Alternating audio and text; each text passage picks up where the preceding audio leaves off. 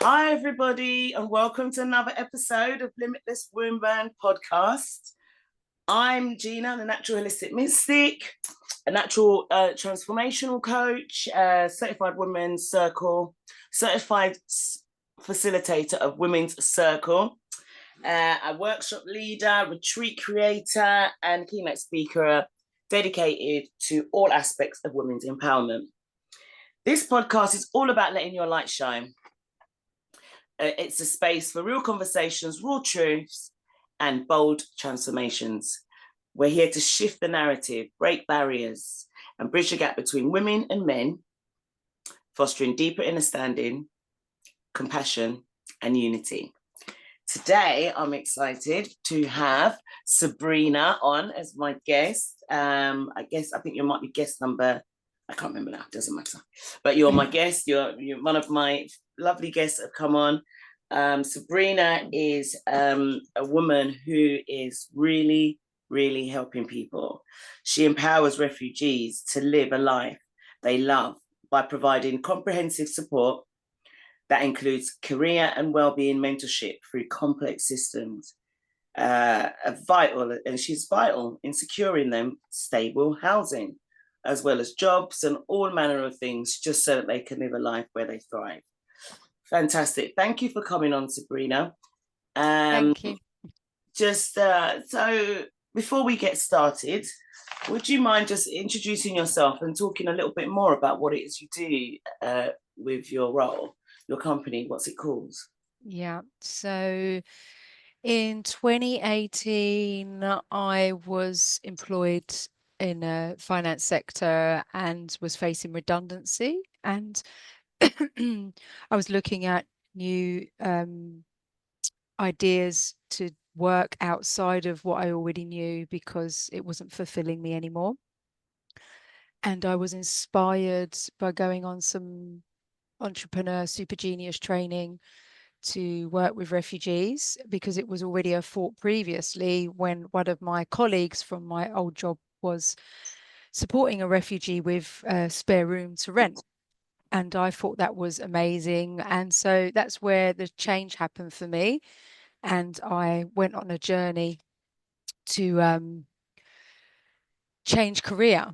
So what that meant in 2018 after my redundancy was doing lots of voluntary work, working in the refugee sector with different charities.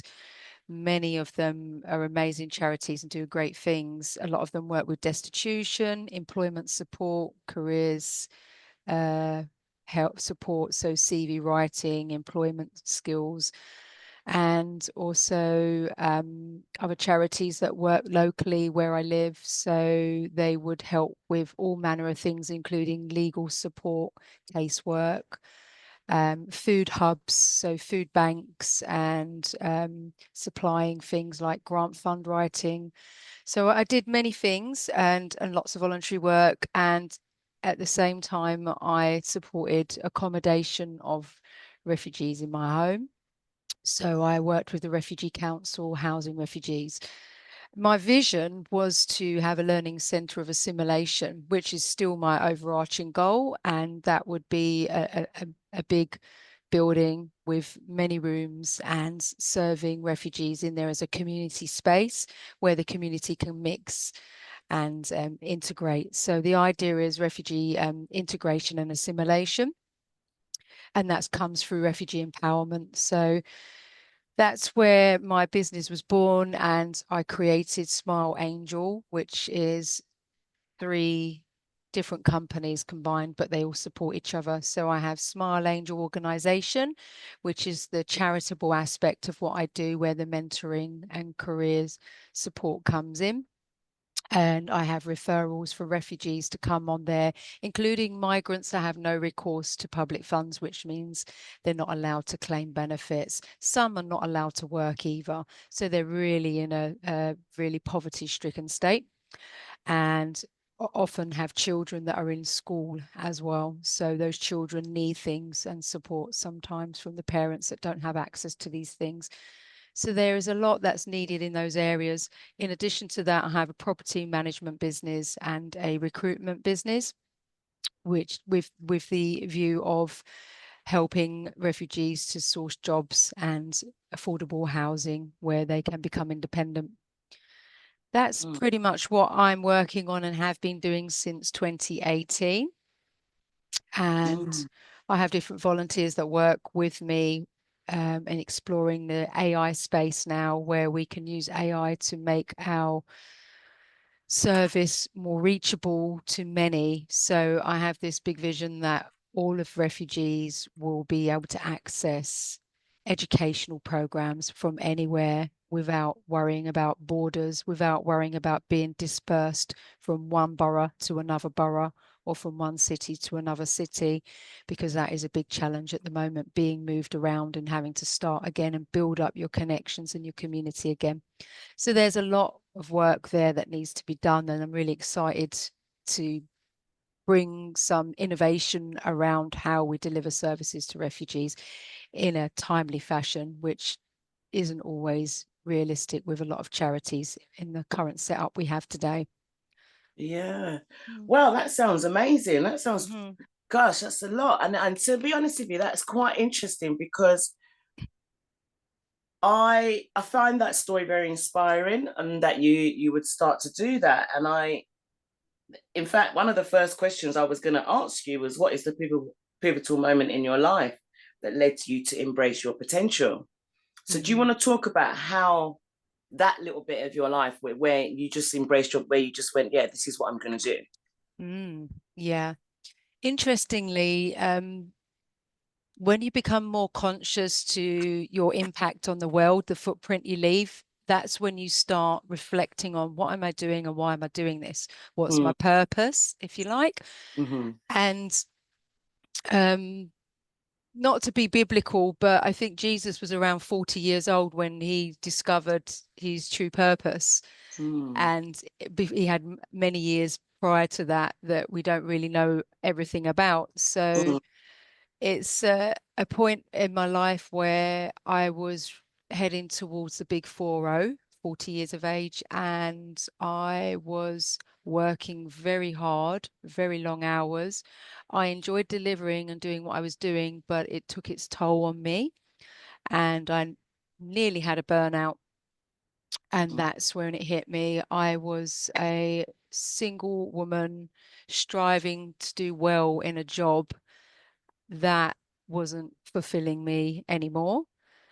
And so in a roundabout way, I think that burnout made me think about, where am I going? What's the trajectory here? Do I want my boss's job? Do I want the boss's job? What does it mean for me? Or am I going to keep going cross-functionally across different departments and learning new skills all the time? It becomes tiresome after a while. And they say a jack of all trades, master of none. That kind of theme resonated with me. So it became a time to really focus and specialize in a particular area. So I then took all my skills that I'd learned from my corporate job, which was in HR financial services, as a learning and development consultant and business manager. And I learned a lot about how to run a business, cost efficiency, and how to design and deliver training content for employees to upskill them, not only technically, but more so on the soft skills side. And that was my biggest passion before I left my career. So I was very much into psychology, relationships, communication, how people interact, personality styles, psychometrics evaluation tools, which are used to assess someone's mindset capability to do specific jobs in the workforce. So we had a lot of these tools and that at our fingertips in HR. So it was really helpful for me because I got a lot of in-depth experience from that. And so I leverage all those skills I've got and now use that with the coaching and mentoring of my clients, which is just easy to me. And so that's where I have really good response rates and repeat business. I don't call it business, but repeat customer bases where people always come back to me as well. So yeah, I think that was my moment of change, was that and wanting to become married and start a family was another goal of mine that, in all honesty, it never even came to the forefront of my mind for years because I was just on a career path. I never really planned or strategized my future. I always just went with the flow and went, see how things panned out for me, but I never really specifically focused, or as we would say, manifested a goal to be married with children until I reached that point where it was time to change my career. And I had to be honest with myself about, what do I want my future to look like when I get old, as well as starting my own business and empowering refugees. There was also a bit of, what about me? What have I got for me? And that was where the having children and starting a family element came into it as well. So it did have a significant impact on me. And so when I was made redundant, I used a lot of my money to invest in myself. And that's what I did with that. So I did a lot of training with super conscious work with entrepreneur Ryan Pinnock. I did a lot of work with Nick James at the Expert Empires group. And that's where I learned a lot about strategy in business and physiology and mindset. Of Ryan, it was more around creating what you love. That was what attracted me to his training programs. And also I joined a property developers network, education network by Cam Davidi, which is the premier property group or premier property education group. And with all three of those mentors, I've got solid foundations to make my future happen. And so that was the big pivotal moment for me. And it's a big shift from the life I used to have, which was very much nine to maybe 5, you would think, but it was actually quite long hours working for a global company, but typically Monday to Friday job. And now it's self-employed. If you don't deliver and you don't do work, you don't get paid. So it's a big shift. It comes with a lot more pressure, but it's also got the flexibility to, if you have a hectic day, you can go a bit easier the next day and so on. You're your own boss, which I do love. And that also comes with the other elements of running a business, which can be stressful as well. So yeah, it was a big, big shift, big change for me. But because of these mentors and the investment I put into myself and the time and effort I put into myself, it has given me the confidence to know that I can do it. And it's something I would never have imagined or dreamed of before if I'd stayed in my job and never even met any of these amazing people that I've worked with. Sounds fantastic. And I love that, what you're talking about the mentors, because no man or woman, I should say, is an island. And I love how actually almost burning out turned you to pivot into something else, and something so powerful and so passionate and so beautiful. Of course, I did Super Genius with you, so I totally get the way that that inspires you to do what you're doing. I think it's led me on the road to here, to be honest with you. So we've got a lot to thank Ryan and William Whitecloud for. So I love that. And I think it's clear that we're on a journey and we just don't know what it's going to be. And so many people will be in jobs that they don't like or they want to move from, and they won't do it because they're scared. And everyone's so trapped by the 9 to 5, by being in the rat race. If I stop working, what's going to happen here? What's going to happen there? And just to show that when you go for something and go after your heart's desire,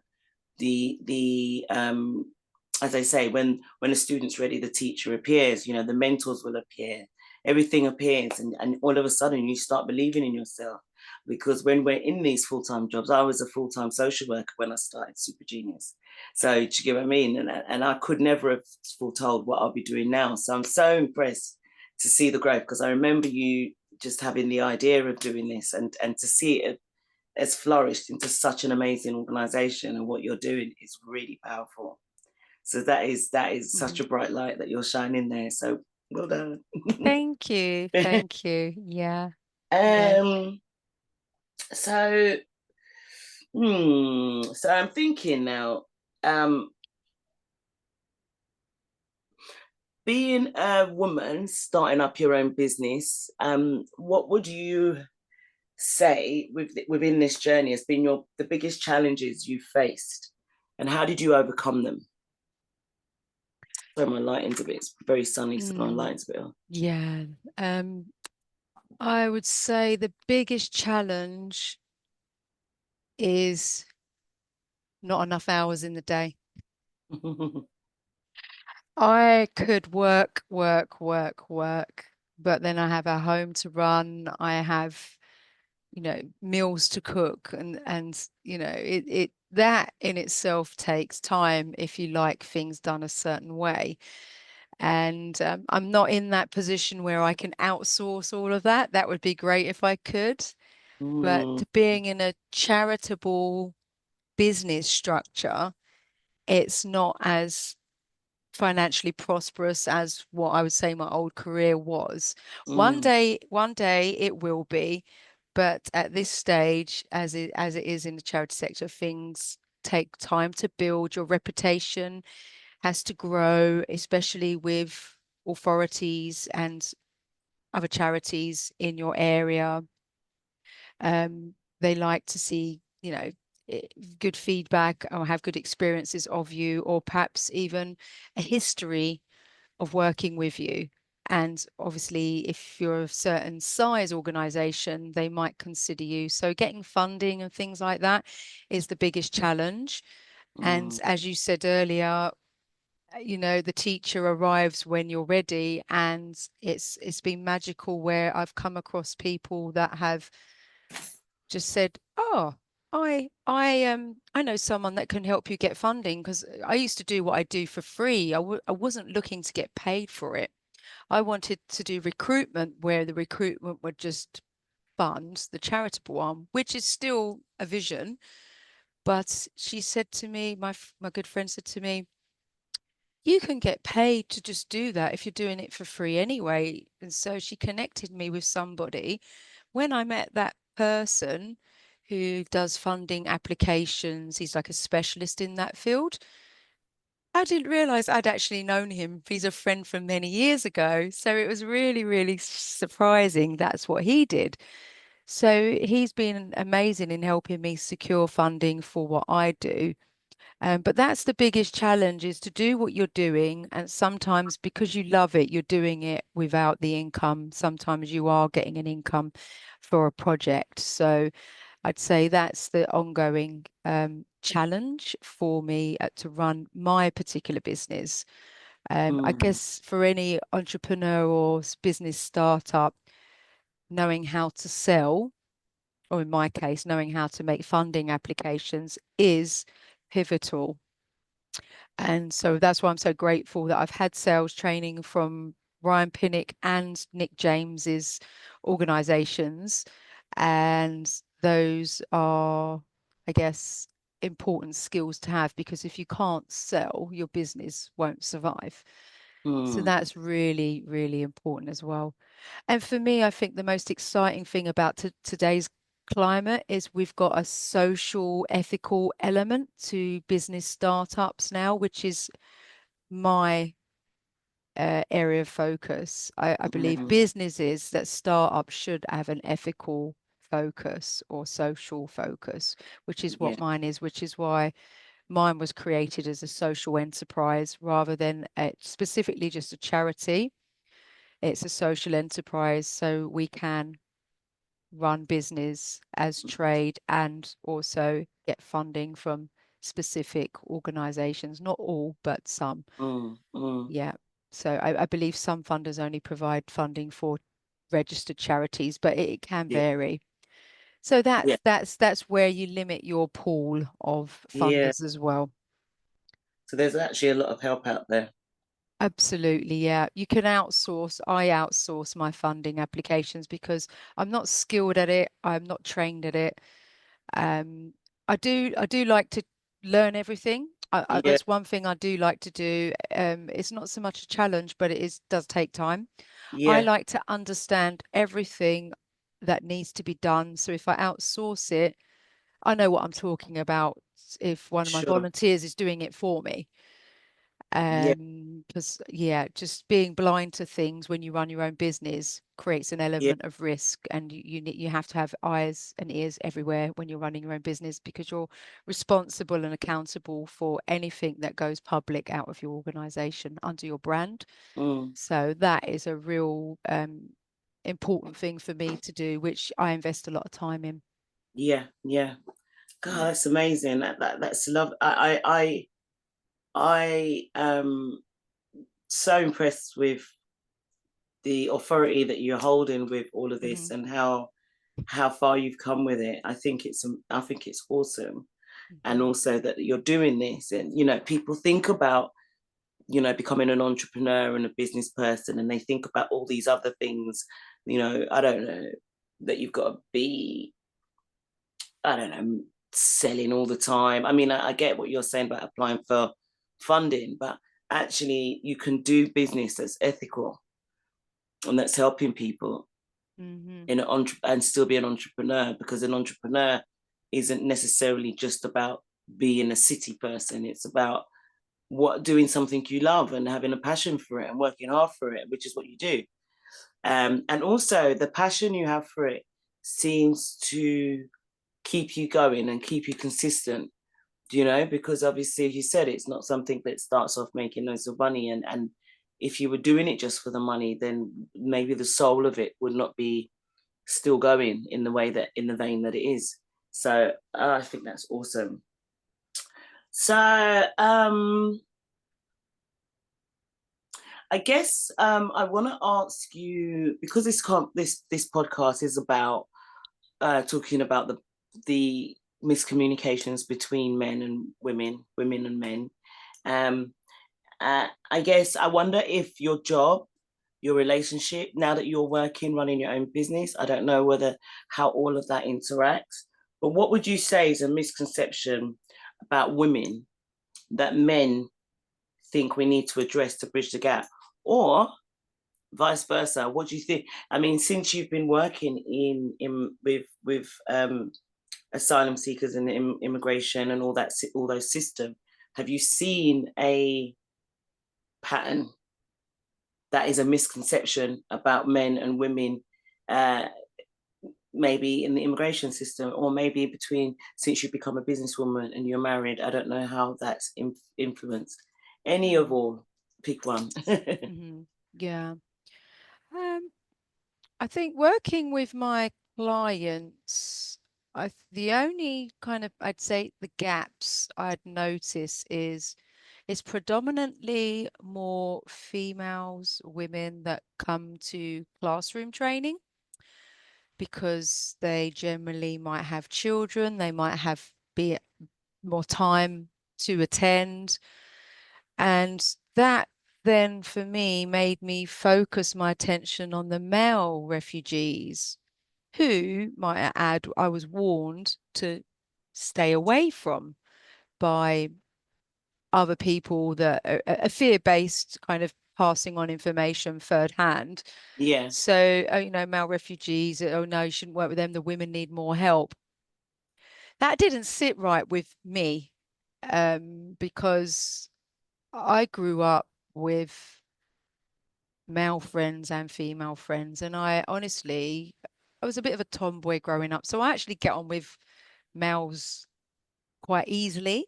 I Mm. find, jokes and banter, everything's light-hearted. So I didn't have this inbuilt fear of male refugees, although I was warned to be careful for my health and safety and so on. But what I've noticed is, in terms of the division, is my clients specifically don't talk about the other. So I never hear female refugees talking about men or Sorry. Yeah, it's okay. Carry on. or male refugees talking about the women. They don't generalize. They all are focused on their rebuilding their lives. Yeah. I recognize many are very humble, very maybe stressed, Yeah. struggling financially, and always willing to help and get involved if in any way they can, in what capacity they have. Mm. So I recognize more with the males. I can communicate and get feedback from them because they're just so focused on working, not Mm-hmm. benefits. They're focused on working, very much focused on getting employment, something new, usually, which is what I can relate to, a career change, because the career they've left might be the reason why they're now a refugee. Not all Mm. refugees come from war or Okay. you know, so it's really important to recognize that sometimes it could be something stress and work related, depending on the type of job you've had. So a complete career change is often quite common, I find, with my clients, and often they speak English. But in general, it's very much individually focused. But definitely the females are more able to do the sessions that are provided. The males are not usually the ones to turn up, or they have less contact with charities. They get a bit frustrated. I've had feedback from one guy that I spoke to. He said, "Oh, if you're like all the other charities, you just want to add me to your book so you can get paid to support him." Because he said, "I don't want to be contacted unless you find a job for me that involves something to do with law," because he was a lawyer Mm. or trained to be a lawyer. And so I respected that and I made a note on my file, and I've not contacted him since, but he's not been forgotten. So whenever an opportunity comes up, I will then look him up. But to some people that would probably perceive to be quite arrogant, not really, you know, not considerate of the charities are trying to help you, but he feels like his time's being wasted a lot by charities. So I find the men that I work with at times are very focused on making money and supporting their families if they have them here or abroad, family reunion and housing. They're not really bothered about extracurricular things. They Mm. rely heavily on the GP service. That's a big thing, though. So I do recognise that a lot of men have been quite honest with me about their mental health. We have an honest dialogue because I do discuss careers and well-being, because your physiology is so important and foundational to before you can Mm. even show up for a job and be a good employee. So I asked them about their mental state, you know, on a scale of 1 to 10, where would you say you are? Are you under a GP? So it's important for me to decide at what level I can support them and what level is out of my jurisdiction, because a lot of the guys I work with, and the females do too, but the men are quite open about it. I'm under my GP. I've become depressed since arriving here. I wasn't depressed before. So there has been a lot of that. And it's often tied to the lack of control and ability to work and earn an income mostly. So I'd Yeah. say men's identity is definitely tied to being a provider and making an income Mm. and being appreciated for that specifically as well. I'd say the females are very particular about having any job. They don't mind sometimes any job, even if it's catering, kitchen staff, school canteen and so on. But as long as they can be there for the children when the school's up. So the school run is a big element. So this is why I would say the dynamic in that sector is females are more open to extracurricular activities, workshops, training events, which is why I do what I do with my funding is I do online and face to face, because I want to be open to the people that can't be reached as Mm. well, who can dial in. A lot of my clients don't have computers. They use a mobile phone to do one-to-one sessions with me. So the first thing we try to do is find them a refurbished, pre-loved computer so that they can get online, apply for jobs and join Zooms from Mm, any location, even if they're moved around. That, I think, gives my clients confidence. And I mean, I'm so grateful. Like one of my clients recently, he was really struggling. He was street homeless for a few weeks. You know, he'd served his country, and he'd then, you know, come here for a new life, and he was street homeless for a few weeks. And between me and another charity, we found him somewhere to sleep at night. But sadly, the charity that supports you with emergency housing has to find you on the street where you say you are. So if you're inside a building or anything like that, you're not on the street, then you're not classified as homeless. So I was pretty shocked to find this out, because a lot of refugees were at risk of facing street homelessness when they were evicted from hotels once the pandemic was over.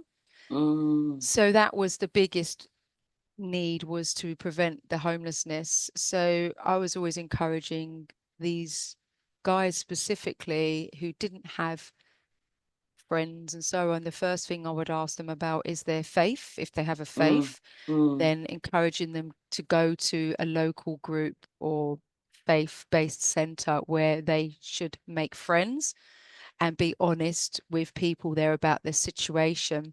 So this particular client I'm thinking of, he actually did that. He listened to my recommendation. He did that. He's housed, he's in affordable housing now. He's been working non-stop since then. He was actually working at the time he was made homeless.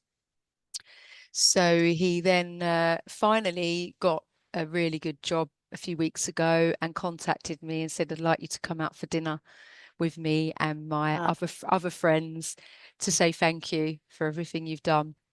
And wow, the shift in his whole personality and demeanor was like night and day. And yeah, that to me is the beauty of working with these guys that are on their own. They've got no children, no wife, nobody. And that's where I love doing what I do, specifically for people that have no friends or family here, nowhere mm, to sleep. And that to me just brings me joy, just seeing that. And that was just a few weeks ago. that's fantastic. And what I was picking up there as well as you was telling the story is that, Mm, you know, we there is a dialogue and a perception of immigrants, asylum seekers, and all this, and it's, you know, you're here, they're taking our jobs, they're doing this, they're doing that, mm, they're using resources and stuff like this. But it sounds to me like a lot of the men that come over, they have some level of, they've got dignity just because they've come from some kind of situation which has made them have to flee their home, their life, where they've grown up and things that they were familiar with. It doesn't mean that they've come here with just their cap in hand. They've come here, but they're like, I want to work. This is what I mm, do. They've got some level of dignity. And how hard it must be to have that level of dignity when you've had to really just leave everything behind. And for a man, and I know this is going to sound stereotyping, but it sounds to me like the roles are still very traditional in the sense of man is feeling like he's the provider. He wants to mm. do these things. Yeah. We have a lot in the media that talks about, you'll see it when they do the battle of the sexes, kind of, you'll see talks or you'll see posts or you'll see people making comments, and it's like there's no traditional men don't do this, men don't do that, and they give all this, you know, sometimes the dialogues that fly around make it look as though men have gone soft, men don't do anything anymore. But actually, this is a really powerful example of men actually stepping up in that role, that so-called traditional role, and not being given the chance to, because they've come here and everything that they are has been almost wiped away, wiped clean. You're a lawyer somewhere in your country with an established career doing really well, and you come here, and because you've applied to a charity for some assistance, they want to offer you something that is not even, you know, it's not your passion, you know, and there's nothing wrong with other jobs, but if you're trained to be a lawyer and someone's sending you to go and work as a kitchen help, it's very demoralizing. Very It is. demoralizing. And I think we need to, well, we don't need to, but it will be good for people to have a bit more compassion and have a bit more understanding that this is the real life of an immigrant or an asylum seeker. It is not them coming here because we've got riches and they want it. They would rather be at home, living their lives respectfully with their homes and their families, but for whatever reasons they've been pushed out. And I think people fail to grasp that. And these men that you don't see in the service, they're not using the service. They're trying to find a way by themselves to stand strong. And I think that's really important in terms of, I know that it was you know, for me that is that the misconception is that it's that we're judging people in a way, you know, because politics and so on, and I won't go into politics on here, but politics, and when they go into election time, that is the old stick that's brought out, you know, and then they want to talk about limiting, but we forget that.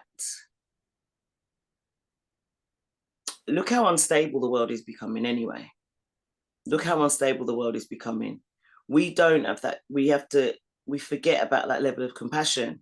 What if something happened and we had to go somewhere?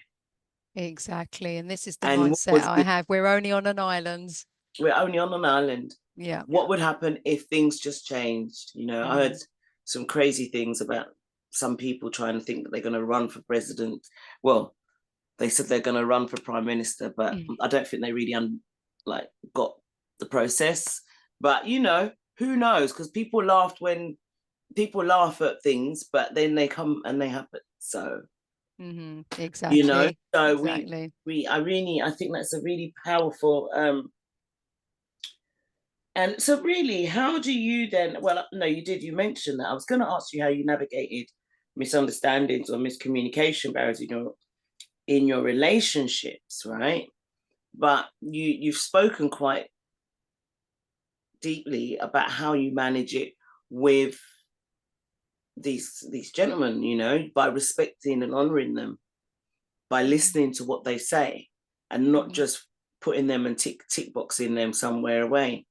Respecting that even though that you haven't contacted that guy, I'm sure that if you weren't respecting and honoring him and listening to him properly, you'd have just offered him any old thing, and then he could be then his refusal could be looked at as a non-compliant, you know, which I see happening in services a lot. When people don't want, when people are trying to get you to hear them, to respect and honor their wishes and just value them, because they don't want to do what you want to do, people will devalue them and then tick them off as non-compliant. But I offered them, if they were desperate, they would take it. But I get a lot of that. So specifically with housing. So there's a charity that will offer you a room to stay with a family, and the challenge with that is these rooms could be amazing rooms, but they could be across London. They could be in the suburbs. Beautiful families, beautiful homes, caring, loving, often religious, faith-based families. However, it's not always sustainable for a client that is studying English at a college where he currently resides. So there's often been refusals there because there's this lack of understanding of the system, which is where I come in and try to explain, if you do X and refuse the first offer, the second or third offer, depending on what it is, you won't get any support. So there is a case of where I have to communicate the line sometimes, because destitution has a line. And so if you're not willing to accept the basic human rights offer, which is shelter, you are then struck off by some charities as saying no. So therefore, and this is where, the people think our refugees are entitled or privileged, but it's not that. It's just that's not convenient for me. It's going to cost me £10 a day to travel from that house to my college. It's not realistic. Sometimes it's not realistic. It's not about being privileged. And this is where they're being moved around and starting again, changing your children's schools because you've moved from London to Birmingham or from Lewisham to Maidstone. It happens because there just isn't enough housing within the borough that refugees residing to give them temporary accommodation where they're at. And there's hundreds of other and thousands of other people in that dynamic too, not just refugees. So, and as we all know, vulnerables and women and young small children, women and children are higher priority. So this is where the street homelessness risk is far higher with single adult refugees. So above that age where they're beyond care leaver age, they are really left to their own vices. So the message behind it, without saying it, is get a job, any job. Don't care about your skills. Get a job and do any job. And that's where a lot of refugees are at now. A lot of them get to the point where they're so desperate, they'll say, I'll do any job. Give me a job, Sabrina, any job. And then I have to then explain to them realistically, it doesn't work like that. I said, you are one of thousands and thousands of people looking for jobs. Okay. Everybody applies for the job through the same channels, through online platforms like Total Jobs, LinkedIn, etc. Let's look at your CV. I'll look at the CV. Okay, there's gaps. Where did you live? What year did you come here? Do you have permission to work? Do you have a visa? Are you allowed? How many hours do you want to work? All of these things. So sometimes the CV is not enough and they're not getting the interviews. So it's really defeatist that they're going for jobs and not getting anywhere, and they're shocked that they're not being considered even for an interview. And I would always say to them, just imagine this. Your competitor is the person that lives next to you that can speak better English than you. Because this is the reality of it. If your English is not to a standard, it's harder to get the job. So I drill this into my clients all the time. English first, practice English. I've met clients that have come in and said, oh, I need a job. I said, how long have you been here? 28 years. Okay. But his English is not very fluent. So I asked him, he's an older man as well. And I said, what do you do most days? Where do you hang around? And he told me where he hung around. And I said, okay, what language do you speak most days? And he told me he spoke his native language. I said, okay. So I said, 28 years. I said, you should be speaking English 5 days a week to be able to get the job. I said, until your English is improving, you can't be a caretaker at a school because they have requirements. He thought it would be easy to get a job because for migrants coming, their approach to getting jobs has been easier in their own country. So for them, it's a complete culture shock that we have all this digital way of doing things. And that is one of the biggest divides, I'd say gaps. I know you talk about male, female, but it's actually more to do with the digital skills gap that is the biggest issue with migrants, especially those that haven't had university experience where they will be able to continue their education here because they would have had a level of English understanding. But in general, the biggest gap is IT literacy. Absolutely. Phones, everyone can use a phone. But when we're talking about getting on a computer and typing a CV and a letter, there is a lot of time and energy spent there with charities providing those services, which I do provide, but I like to do referrals because there's so many charities that provide that service. So rather than providing one-to-one, let's write your CV together, I would refer to a charity. But a lot of those charities are oversubscribed. They've got long waiting lists, potentially 6 weeks or longer. So it's a long process. But yeah, in terms of the male-female divide, I think everyone is on the same trajectory. There's no space for that for them in the mindset they're in. It's about upskilling, digital literacy, access to jobs, support, how to navigate a very complex way of applying for jobs. And that's what I really focus on. So I do classroom training around that. And I guess what I'm hearing here as well is, of course, it sounds like one of those TikTok adverts, but of course it's easier for an immigrant to get a job in their own country because they're just speaking in their language. We forget about the barrier, that communication, that just be, you know, when you go on holiday, you know, and you're trying to get directions and you don't know the language, or you're trying to find something and you're desperately trying to communicate with someone, that's when you realize how powerful speech is. Exactly. Much less, so if you haven't even got the basic ability to communicate, and also, you know, my parents, my father's passed now, but my mum's here, and even when I speak to my mum, sometimes I find that maybe when we communicate, the tone, the whatever the words I use, still come across differently. Do you get what I mean? And can be received differently. So there's so much, and let alone, you know, when people send a text and they get the tone wrong. But even when you're speaking to someone in another language, they may understand you, but they may not understand you. There's always that. Yeah, there is always that dynamic, which is where, you know, we can use these AI tools now, which is what I'm really excited to be using to translate into core languages any learning that I produce. So that's definitely a goal, to be doing that using AI, which can be done quickly. Yeah, 100%. And see, so many people are scared of AI, and people are like, oh, it's this, it's that, it's blah, blah, blah, blah. But AI is here.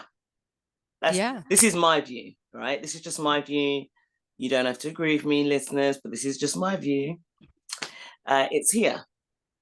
And it's not going in a way. And it's getting more advanced, more complex, more integrated into so many things. It's not getting away from it. So it's a tool that can be used or not. It's just like social media. You can use social media to connect with friends and family and get messages across, or you can obsess on social media and watch rubbish and waste your life. So there's different ways. There's different ways to use all these things, and I'm loving that, because actually you've kind of you've in a lot of your explanation you've covered quite a lot. So now I'm trying to think. I'm going to ask you a question. This is going personal now, because I've loved, and I think you've been so thorough, and so your passion for what you do is so clear, and you just know your stuff. And I'm so glad that I asked you to come on the show, because what you have to say is hugely important and absolutely must be shared. But now I want to go to you, because I want to know, what's one piece of wisdom or insight, if you could go back and share with your younger self?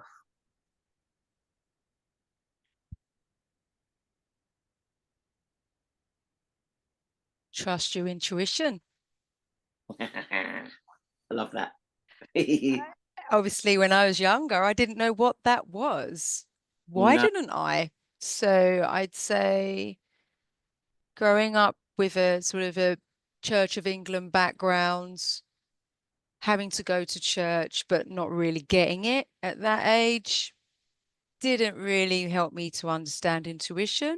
But that's come back full circle to me now. My relationship with the higher God is now relevant in my life, because I get these magical moments and connections, which I can now look at the pattern of my life and see where my steps have been guided up until this point. Love that. So trusting your intuition is a big one, where I have to tell myself all the time now, the first thought, or as Steve Jobs says, the The whisper is the first thought before that negative voice comes in your head. So trusting that and reminding myself to do that is key.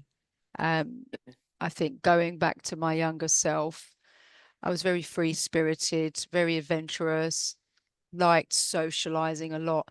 So that is my strong point. But channeling that with focus to achieve something.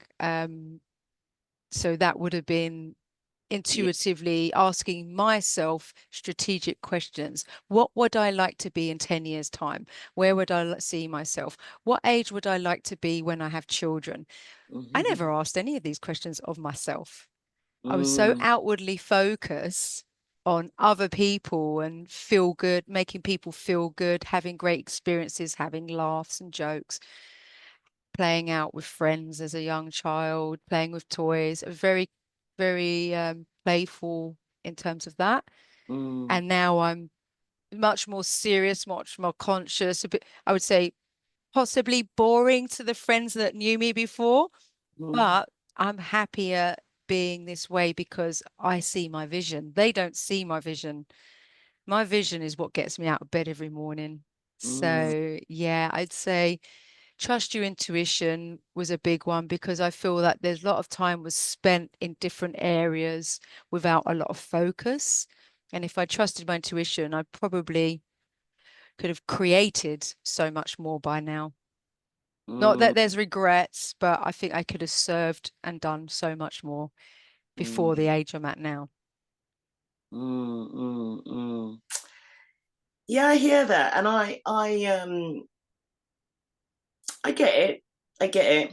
I used to feel like that, but I've come to this space where I believe everything is as it should be, and everything that we do builds upon us like little blocks that bring us to where we are. And without all the steps before, we wouldn't be in this space now.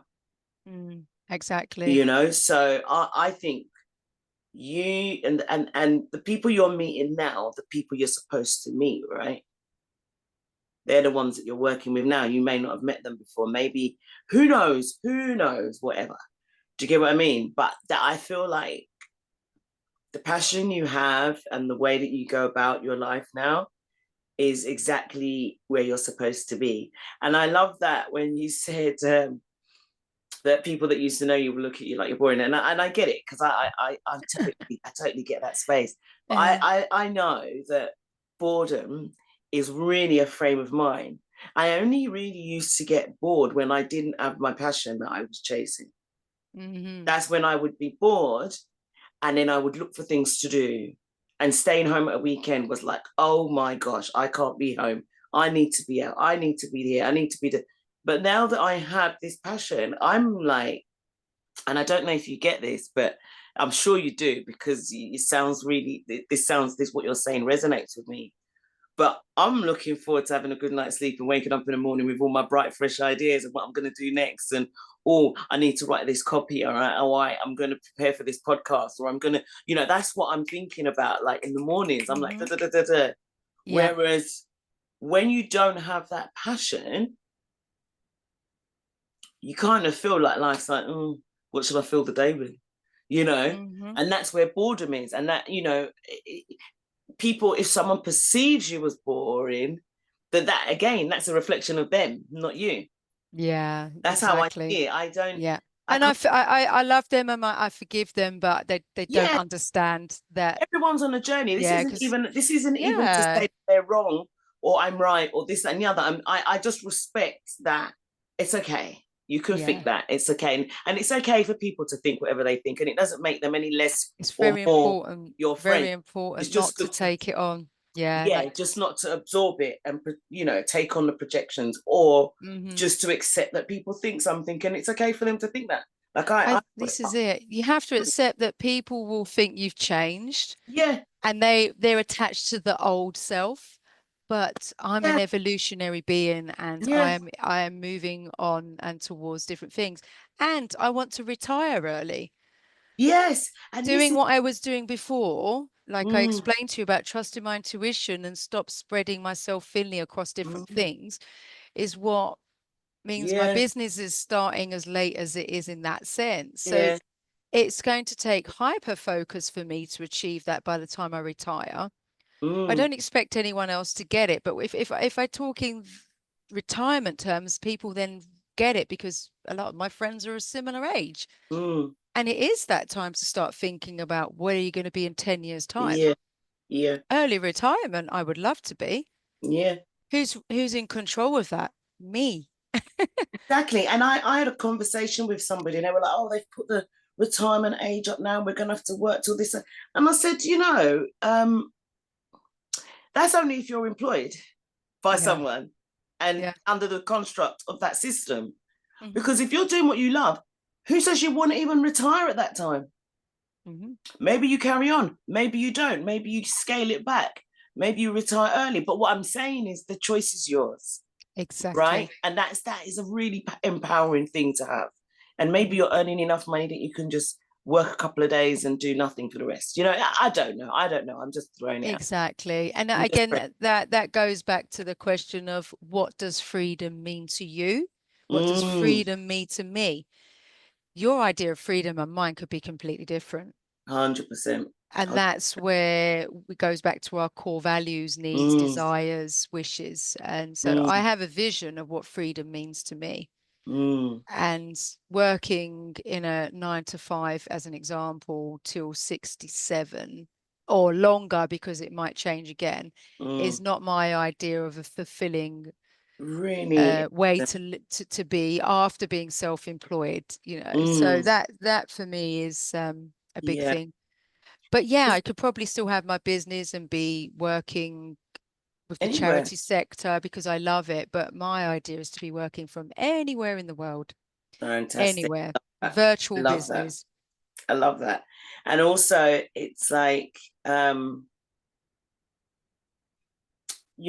people, I know that people will stay in a job because there's a good pension.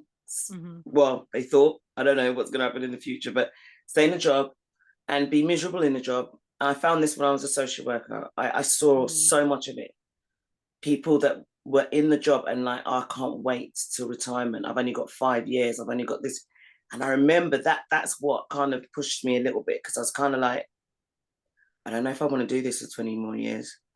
I don't know if I can do this for 20 more years. Yeah. I feel like this for 20. When I put it like that, it felt like a prison sentence, if I'm honest. And I'm not putting down people that want to work and enjoying their jobs and getting a lot of joy from that's fine. But if you're a person that's feeling like that and you don't think you have a choice because you're fearful of leaving that, because you think, how can I go and do that at this late stage? You're a fantastic demonstration of someone who just went for it. And that is literally, when I'm talking about letting your light shine, like what a fantastic example you are. Yeah. Honestly, I'm so well, this reminds me of a quote what Ryan Pinnock used to say, what's the worst that can happen?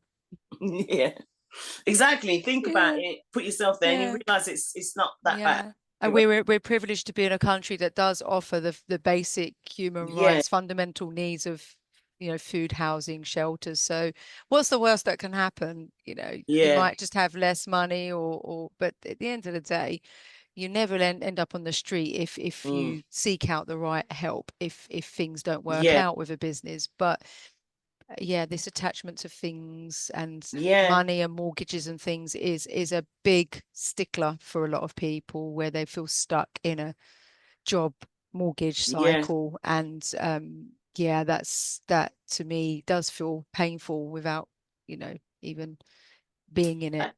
I was about to because I can see time, and I promise not to keep you over, and I've just enjoyed listening to you and just I just didn't want to stop anything you were talking about because I thought it was so powerful and actually really important for people who are watching this to hear. So I don't care. We might have run over a little bit, but that's okay. But what I was about to I was going to ask you about what's about how you think women and men could better support each other. But then I realized what I really wanted to get into was what was the most important lesson life has taught you. And that led me to think about the quote that you gave me, which is, I always ask everyone at the end of a session what the quote is. And you said, change the way you look at things and the things you look at change. And this was by Wayne Dyer. Mm-hmm. And it just made me really, it resonated with me really powerfully because of what we've just been talking about. When we talk about immigration and people with these issues, if people could change the way they look at them, then they would see them very differently. Mm-hmm. Yeah. If we could have a bit more empathy and compassion, just the thing about empathy and compassion is that you can put yourself in that person's shoes. And I think with the current climate in the world, it is not a unrealistic thing to consider that you may find yourself in that position. Absolutely. Look at, I'm not. Could it happen to you? It could happen to anyone. Anybody. If, and I, as I said, I don't want to get political, but I just want to use this as examples. But if, say, like in the time of, look what happened with the Windrush generation, people that had lived here their whole lives, had told families and were, taken out the country, having established themselves. So it can happen to anyone. And okay, maybe that is definitely, you could say cultural, racial and all that, right?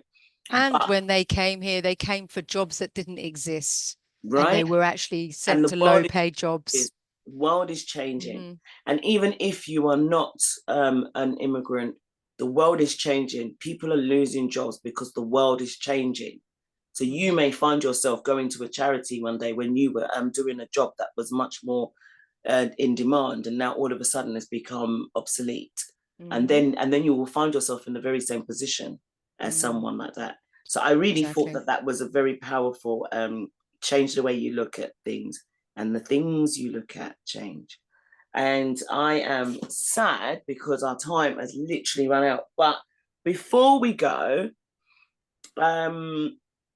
could you please tell the listeners about how they can contact you? I am going to add all of Sabrina's contact details in the description below this recording.